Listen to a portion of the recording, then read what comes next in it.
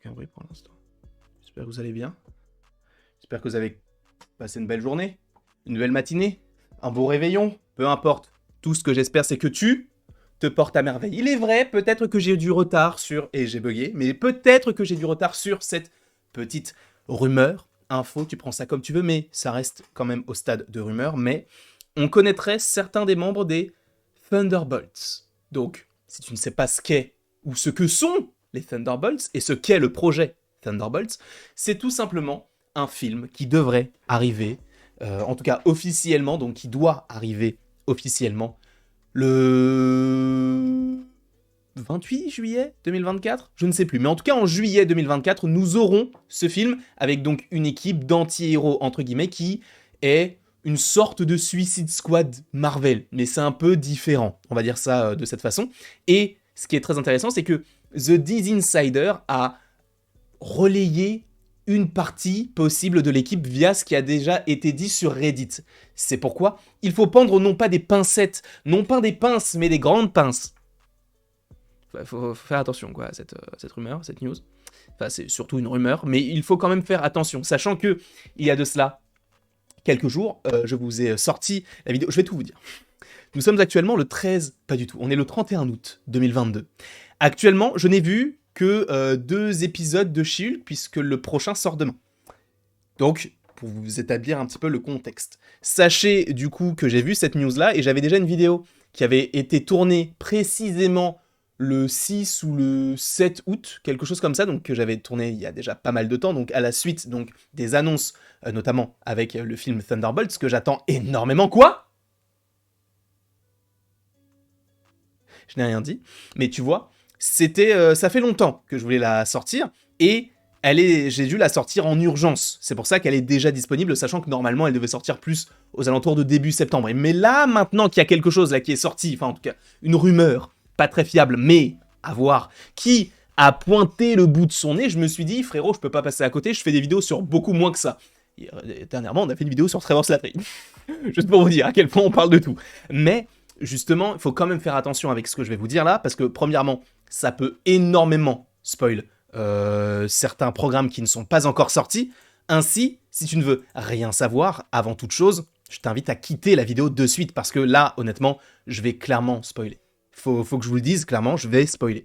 Mais parlons un petit peu des Thunderbolts. Donc, comme je vous l'ai dit, il y a quand même des petits pions qui sont avancés. On peut penser à Zemo, on peut penser à US Agent, et US Agent, pour moi, c'est clair et net, puisque les Thunderbolts seront dirigés en partie par Valentina Allegra Desfontaines, qu'on ne présente plus, qu'on a parlé je ne sais pas combien de fois sur la chaîne, qui est déjà apparue dans le film Black Widow, en scène post-générique, qui teasait donc Hawkeye, mais également dans The Falcon and the Winter Soldier, où elle a un rôle assez important et où tu te dis que oui, elle peut devenir quelque chose de... Enfin, en tout cas, un personnage très important, ou en tout cas, elle peut représenter quelque chose d'immense dans le MCU. Et c'est vrai que y avait des scoopers qui comparaient ce personnage de Valentina Allegra Desfontaines à Nick Fury, par rapport au fait qu'elle puisse concevoir une équipe, d'où le fait qu'en plus de ça, bah, t'as officiellement un film qui s'appelle Les Thunderbolts. Donc, moi, ça m'enchante, clairement. Je suis chaud, parce que bah, j'ai toujours été chaud sur le projet, même si je pense que je suis l'un des seuls au monde, mais moi, ça me hype. D'ailleurs, n'hésitez pas à me dire dans les commentaires si je suis le seul hypé par ce programme-là, parce que j'ai l'impression qu'il passe un petit peu au travers. Sachant que pour l'instant, alors, à voir, peut-être que ça va évoluer, mais pour l'instant, officiellement, c'est le dernier programme de la phase 5. Ce qui montre réellement qu'il peut y avoir dans ce film quelque chose d'hyper important pour la suite. Parce qu'en général, les derniers films d'une phase sont les plus importants. Enfin, certains des plus importants de la phase. Notamment Avengers pour la première phase. Ensuite, pour la deuxième phase, le dernier film, c'était Ant-Man, qui teasait la Civil War. Pour la troisième phase, c'était Spider-Man Far From Home, qui du coup teasait Secret Invasion, tout ça. Donc ce sont quand même des gros teasings. Là, pour la phase 4, on aura le dernier programme qui devrait être annoncé, c'est Black Panther Wakanda Forever, même si...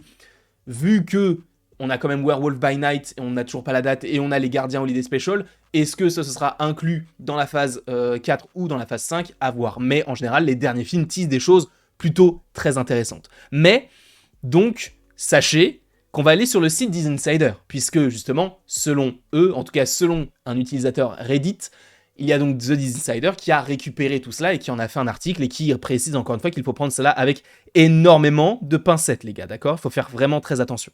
les gars et les filles. Mais les gars, je vous rappelle que c'est une façon de parler.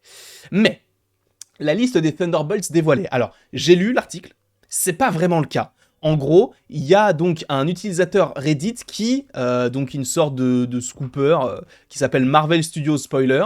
Donc il révèle une liste partielle, tu vois, donc il faut quand même faire attention, c'est une liste partielle qui a été révélée. Et donc, sachez juste qu'on connaîtrait, selon cette personne-là, 3 personnages du film.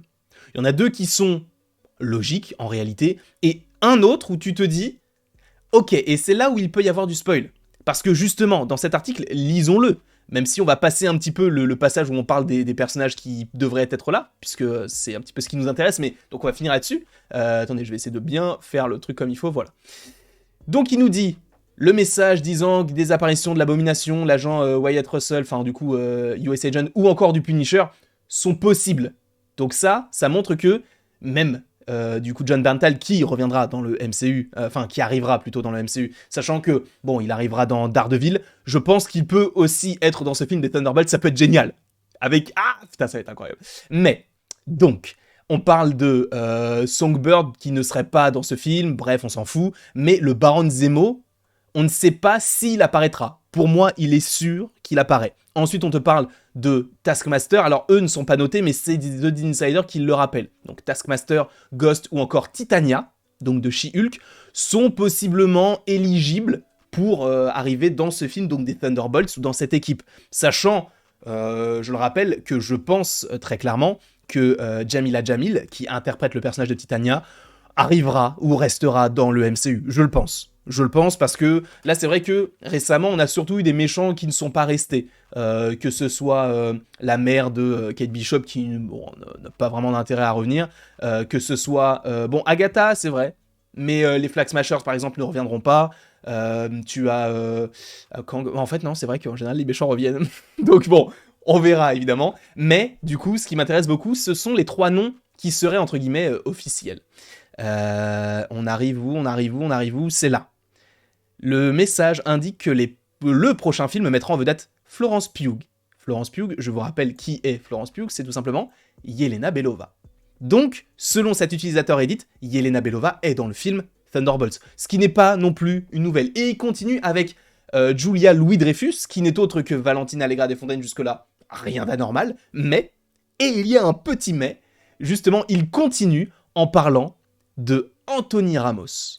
Et Anthony Ramos, c'est un acteur qui n'est pas encore arrivé dans le MCU, mais qui devrait jouer The Hood dans la série Iron Heart. Alors, je ne connais pas particulièrement The Hood de fou. Je me suis renseigné quand j'ai fait la vidéo sur lui il n'y a pas si longtemps que ça, je vous invite à aller la voir si vous en avez envie. Et d'ailleurs, il y a une vidéo que je n'ai pas encore tournée, mais que je vais tourner pas maintenant, mais après, pour début septembre, où justement, j'évoquerai le possible lien entre la série Iron Heart et le film Doctor Strange 3. C'est très étrange, mais écoute, hein, laisse-moi tranquille. Mais, apparemment, Anthony Ramos serait dans l'équipe des Thunderbolts. Donc faisons un récapitulatif des troupes, d'accord ?